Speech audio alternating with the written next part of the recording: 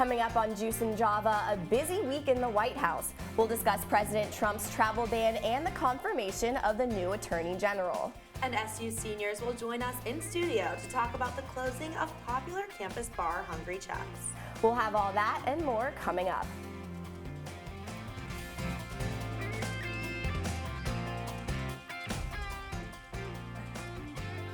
Good morning, I'm Jackie Prager. And I'm Monique Iuster. Thanks for starting your morning with us. Let's start with the squeeze for this week's top stories.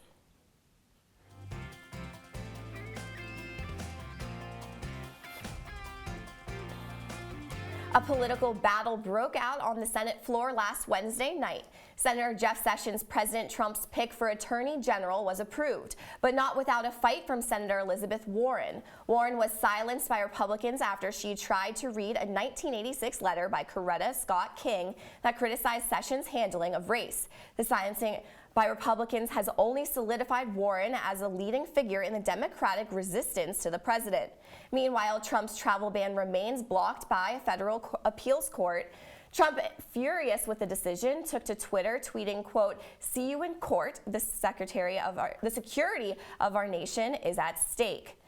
Now, Monique, this is a big decision that was made, not only for our government, but also for what policies we'll see in place. I know that Sessions is very strong on his immigration laws, and with this immigration ban coming up, it is still at a standstill, but the decision coming up will affect everyone. Yeah, I guess we're going to have to see what's going to happen in the future. I know I have a lot of friends that are a little bit worried about what's going to happen with this immigration ban. They're from a different country, so I guess we're going to have to see what happens. Coming up. And in other First Family news, Nordstrom will no longer be carrying Ivanka Trump's clothing line. Nordstrom said that they made this decision due to the collection's low sales, but President Trump and his supporters believe that Nordstrom did this in protest of Trump's policies.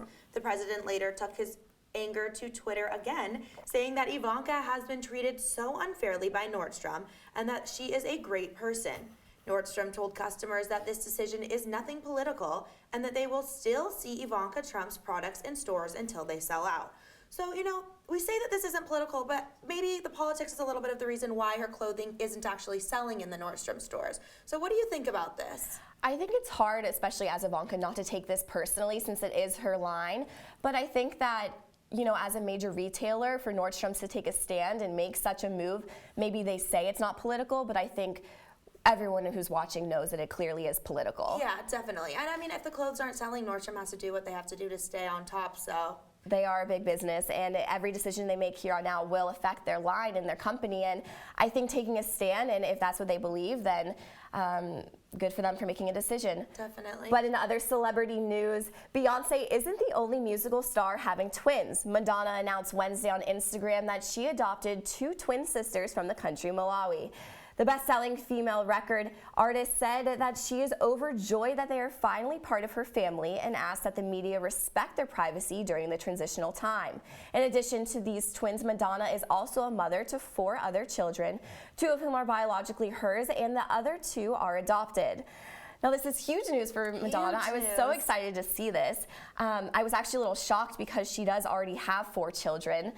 So I wonder, you know, how the rest of her family is taking it and what caused her to make this decision. Well, did you see the picture?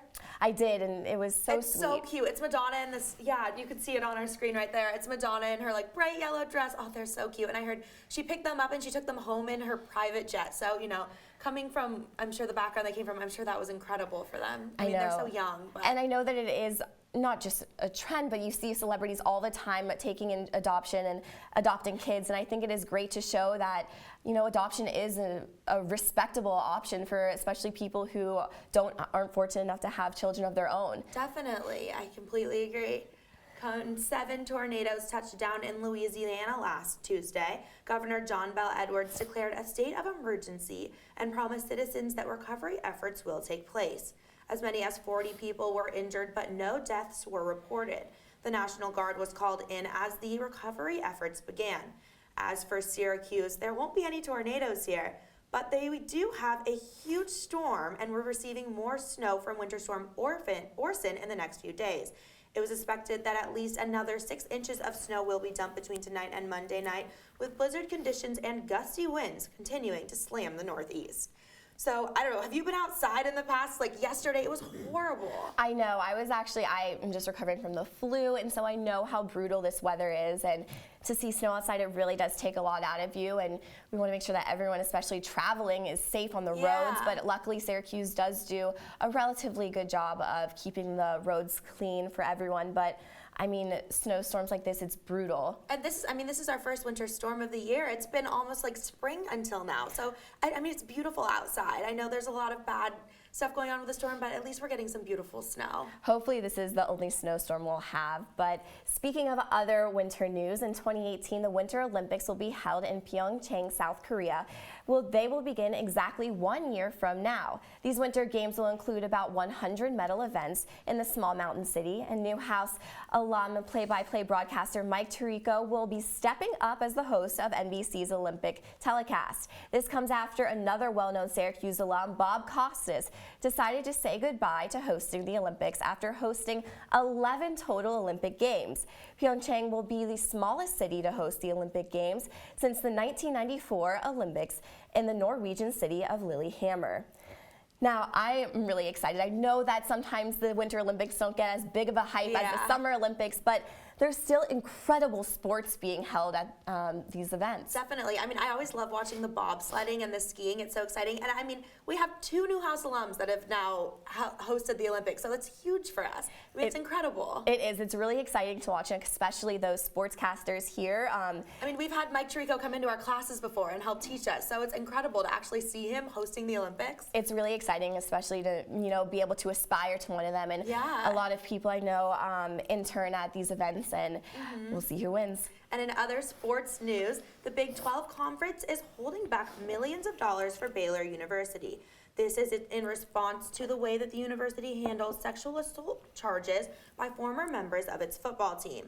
The Big 12 Board of Directors voted to hold 25% of Baylor's future revenue.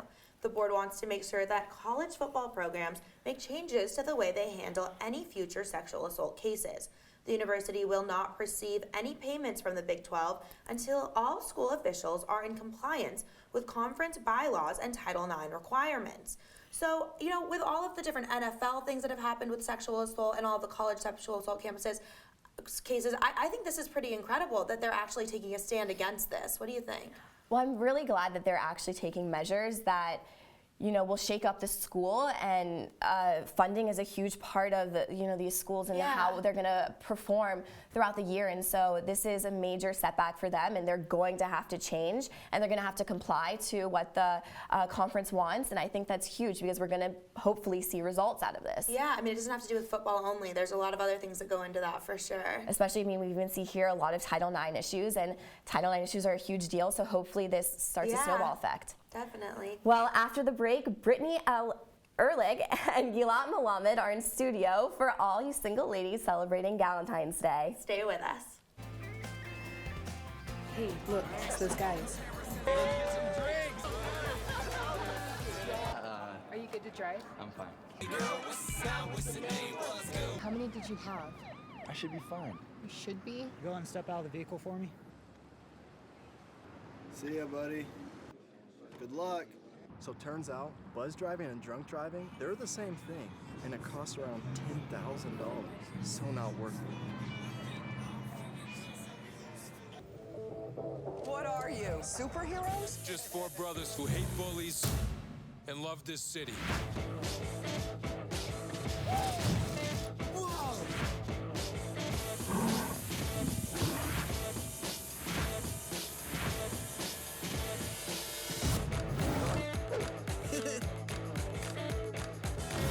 Gear up, guys.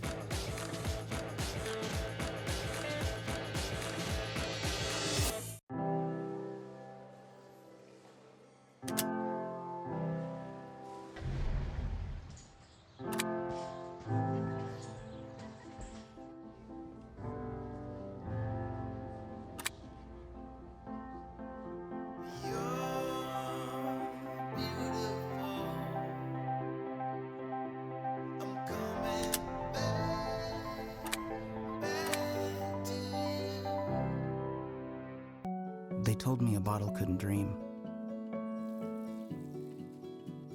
That I would never become a superhero.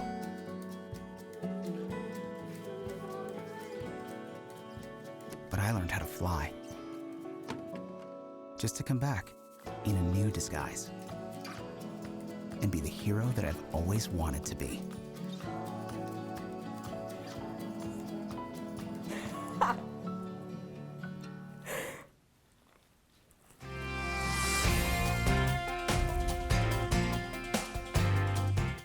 Welcome back to Juice and Java. Sure, it's Valentine's Day this Tuesday, but not all of us have Valentines. Brittany, Ehrlich, and Gilat Melamed are here to prepare us for a great Galentine's Day. One of my favorite things to do on Valentine's Day is to get a bunch of friends together and have a movie marathon. Two of my favorite movies to watch are like the mushy types, like The Last Song with Miley Cyrus and The Notebook, You Can't Go Wrong with Ryan Gosling. What about you? I don't know, I'm not really a mushy person. I'm definitely like a rom-com type of person, but I do need that comedy aspect. Trainwreck with Amy Schumer, hysterical, and Something Borrowed is another classic. And of course, obviously, when you're watching a movie, you get hungry, so you gotta snack on something, right? What do you recommend, Brittany? Well, especially in Syracuse, you can't go wrong with Insomnia cookies. True. We have Wegmans has a great bakery section, so yeah, I think the key with movies is you have to have your sweets and you have to have your salties, like salty stuff, so chips and pretzels, but also have that chocolate aspect, right? Definitely agree, definitely agree. Another great thing to do is definitely have like a spa girls night, like do your nails, pedicure, manicure, all that stuff. Oh, for sure. I mean, I feel like when you look good, you feel good, and just because you don't have a date on Valentine's Day, it doesn't mean you can't look good for yourself or your gals who you're celebrating with. Exactly. You want to have fun together and feel good and have a great time. What better way to have fun than singing like your favorite songs, either go out to karaoke or honestly just like blast some tunes in your room and jam out, right? What would be your favorite karaoke song?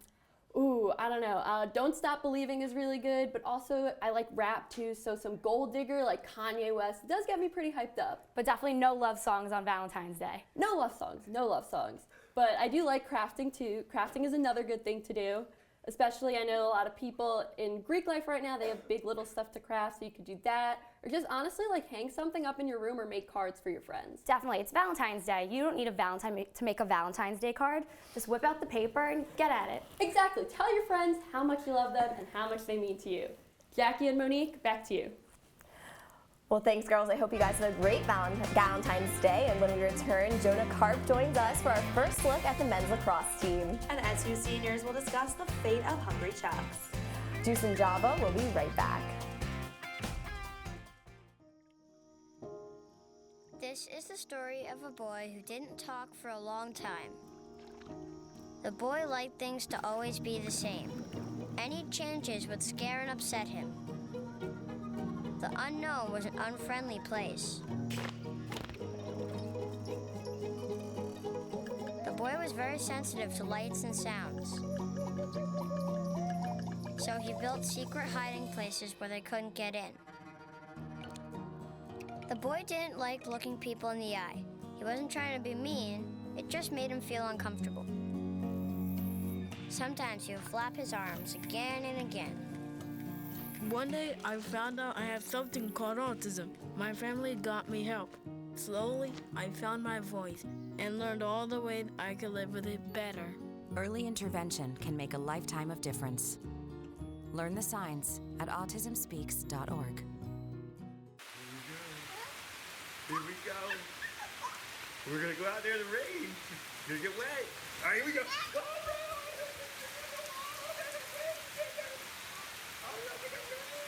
Okay, quick.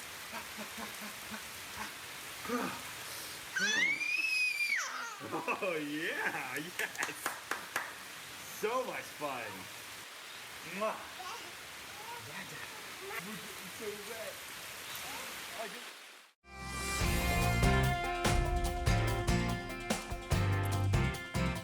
This weekend marks the beginning of Syracuse lacrosse season. What can we expect from this year's Orange team? Jonah Karp has the latest.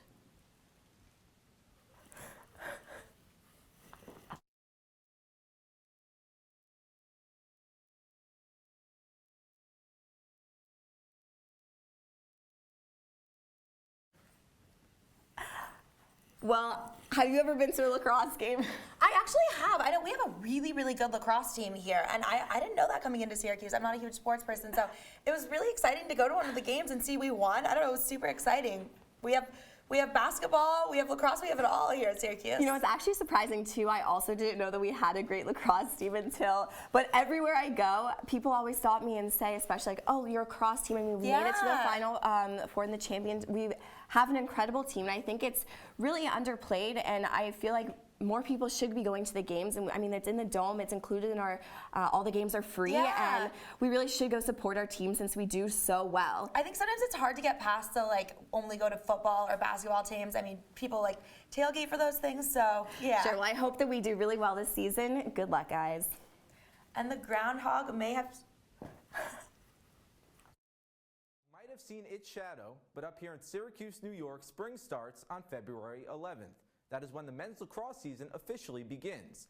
SU is defending its ACC crown for the 3rd year in a row, but it has been 8 years since the Orange has won a national championship. Syracuse enters this season ranked 6th in the nation with 3 players named to the preseason All-ACC team. Midfielder Sergio Salcido, a senior captain on this team, got his first starting opportunity last season after the entire midfield graduated.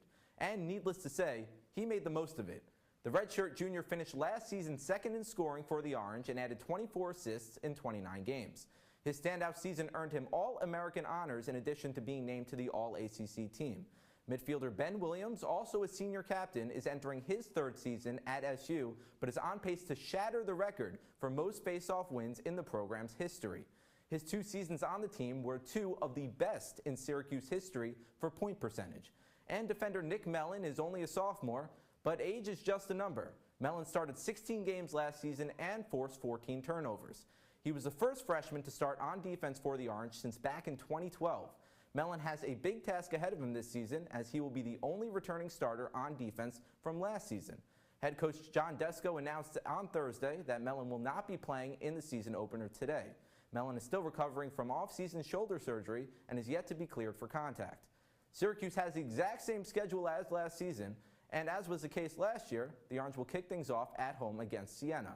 In fact, since the Dome opened its doors before the 1981 season, the men's lacrosse team has won 87% of its home games. So if you're a fan of the Syracuse Orange, head over to the Carrier Dome at 4 o'clock. I think it's safe to say you will be very happy with the outcome. Guys, back to you. And the future of Chucks is on the mind of many students here at SU. After the break, we'll sit down with several SU seniors to find out what they think about Chuck's closing. Stay with us. There's one thing you can never have sex without. It's not something you buy. Or something you take. In fact, there's only one way to get it. It has to be given to you, freely. It's consent. Because sex without it isn't sex. It's rape. Consent. If you don't get it, you don't get it. It's on us to stop sexual assault. Learn how and take the pledge at itsonus.org. You've messed up your son's haircut. Mom? Do you A, try to fix it? Like it never happened. B, work with what you got? Or C, show solidarity? Thank you, babe. As a parent, there are no perfect answers. But you don't have to be perfect to be a perfect parent. Thousands of teens in foster care will love you just the same. Adventure can be found anywhere, but the best place to start is in the forest. I spy something beginning with S. Snow? No. Snow-covered trees. Nothing to do with snow. Head outside to discover incredible animals and beautiful plants that come together to create an unforgettable adventure. Wow. So grab your loved ones. Don't even. And explore a world of possibilities. Come on, this way. Visit discovertheforest.org to find the closest forest or park to you.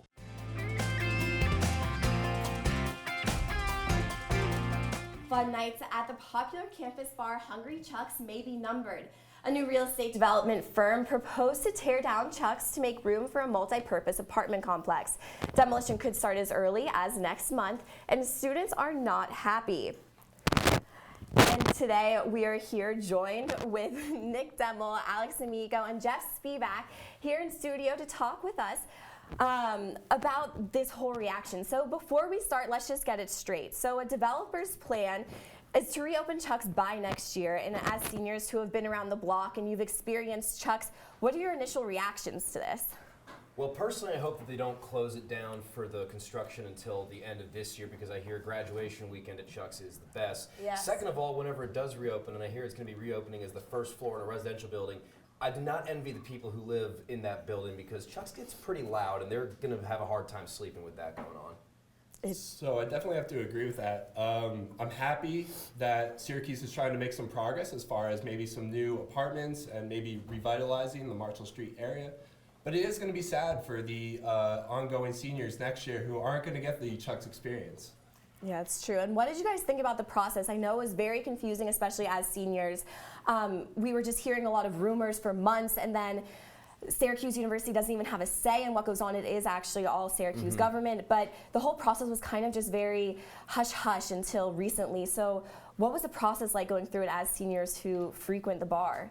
Yeah, I mean, I think we're not really going to know exactly what's going to happen there until like all the information is out, until they finally make a decision, really. They're probably still trying to decide exactly what they want to do.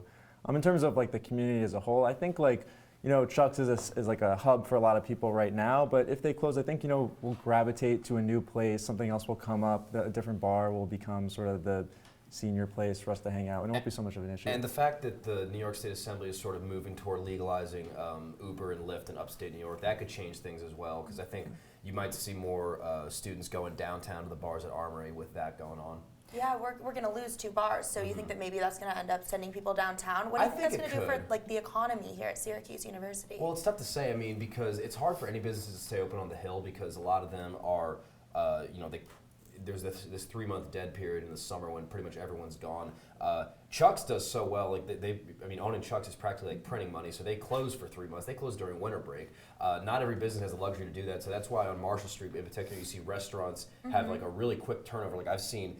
I think I've seen a different restaurant in 3 or 4 spots. Like I've seen 4 different restaurants in 3 or 4 like locations in my 4 years here. So it's tough to keep a business alive on the Hill. Yeah. So what do you guys think is going to happen? Like this, are we going to see a migration towards downtown, like you said, or are we going to see an opening of house parties and different things on campus for that? Because, you know, this could potentially close 2 bars too. I know that Lucy's is also there, and that might be going away as well. Yeah, I think you probably will see people starting to look for other things to do around town, which is nice. You know, there's so much going on in Syracuse that students here have no idea about because they spend so much time on Marshall Street.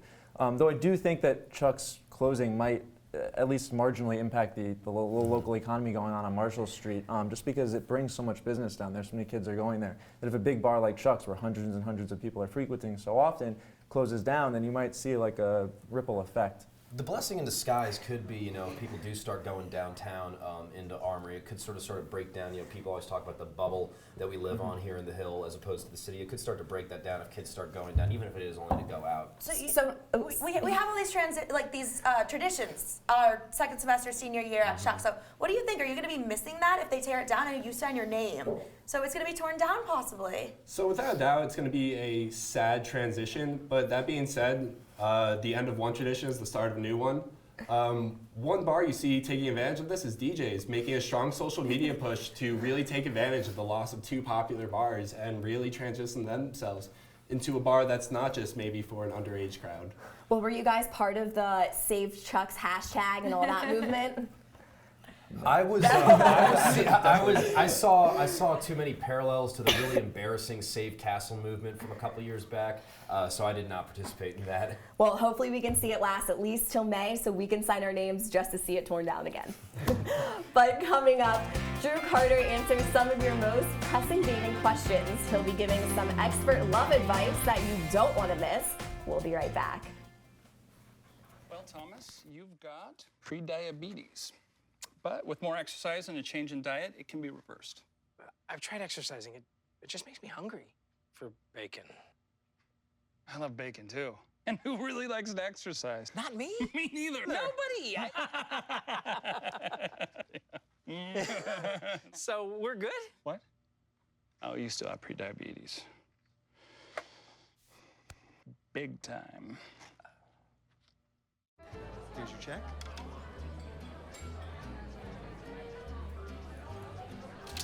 Oh, you got it. You know, since I got rid of my car, I really enjoy walking. Okay. God, no. Getting pulled over for buzz driving could cost you around $10,000 in fines, legal fees, and increased insurance rates. Oh, you're home early. You live with your mom? That'll set your game back a few years. Buzzed, busted, and broke. Because buzz driving is drunk driving. Come on, it's not that hard. My big man fingers are having a problem with these little tiny buttons.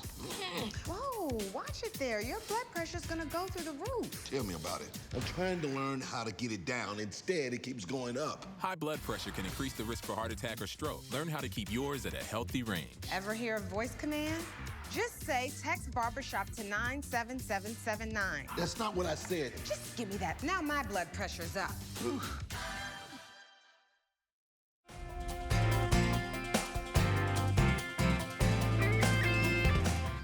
Welcome back to Juice and Java. In honor of Valentine's Day, we brought in our finest love correspondent, Drew Carter. And Drew, now we have a lot of questions for you and not a lot of time, so let's just dive right in. Let's do it. All right, so I really like this girl, and I'm pretty sure she likes me back, but I'm not positive. Do I need that validation, or should I stay the course? Now we got a terrific question right off the bat here, guys. Starting off with a bang, thank you to the audience member who submitted this one. Here's what you have to do if you're listening, and I'm sure you are. You need to text this girl right now. You pick up the phone. You do not wait any longer, not 1 second. You text her right away. You need to have a powwow, a rendezvous, a kumbaya meeting. Meet up in person and talk this out because she's dragging you through the mud right now. You cannot put up with that any longer. Mr. Anonymous audience member, geez. Easy for me to say, I'm so mad because that is ridiculous. Girls cannot do that to guys, and he needs to fix that right now with a meeting. Be direct. Oh, got it. All right, so number 2, I set one of my best guy friends up with one of my best girlfriends, but now I'm worried that they're getting too attached. Whenever I'm with them, they're always texting, snapping each other, and normally I would be overjoyed by this, but based on their personalities, I think this would end in a disaster for everyone, including me. Should I interfere? Now, this person is asking me if I should interfere. I'm actually going to stay out of it. I'm not interfering at all. Neither should you. I'm just going to stay out of this because it sounds like an absolutely toxic situation. Just remove yourself and let them do their thing and just get it out of your mind. That's my advice. All right, so we can't talk about love without talking about The Bachelor. I need to know, were you appalled when Nick sent Whitney home on The Bachelor this week? I think this question actually was supposed to be for No Eagles Bachelor segment next week, but I'm okay with it being slid in here because I do love The Bachelor, and I'm very heated about what happened this past week. Nick took the 2 most beautiful girls on a 2-on-1 date, so he was supposed to send one of them home. I was appalled off the bat that he was sending one of them home, immediately, and then he ends up sending them both home, and then cries about it after. Shocking. Yeah, and he should have been crying about it because he made a terrible decision. And my girl Whitney, my favorite one, my pick for the final rose, just goes home. And honestly, I can't blame Nick because she brought nothing, no personality, and she made Minnesota look terrible. I'm very upset with her, and I'm also mad at Nick too. It's true. I'm sorry about your bracket too. Well, finally, Valentine's Day is just around the corner, and I'm sort of in this limbo with a girl I really like. We're hanging out a lot, and it feels like we're on the doorstep of dating, but we haven't put a label on it. She also says she's not open to a relationship. What's the move on Tuesday? Now, I'm actually really happy this question was brought up because I'm in a similar situation myself, guys. I'm just going to put myself out there. I have basically the identical situation I'm going through right now. And you know what? Screw it. I'm going to do it. Lauren, would you like to go to Cheesecake Factory with me on Tuesday night, 6:30, me and you, be there or be square? I think it's a date. Wow, well, good How luck do to you say you. no to that? I don't know, but happy Valentine's Day to you then. Thank you. That's Thank very you. bold. I know. I want someone to ask me to Cheesecake Factory on Valentine's Day. I know. I hope that you made a reservation because it's probably very popular. Oh, there. absolutely. Definitely true. And then I think I'm going to say that Drake lyric, why you got to fight with me at Cheesecake, because every time you go there in the 21st century, I think you have to say that. I think that's a rule. Well, I hope that she says yes. Yeah, definitely. Well, that's all we have for you today here at Juice and Java. I'm Jackie Prager. And I'm Monique Iuster. Thank you so much for starting your morning here with us. Thanks, guys. Thank you Thanks for coming on. It's very fun. Had a good time. I think so.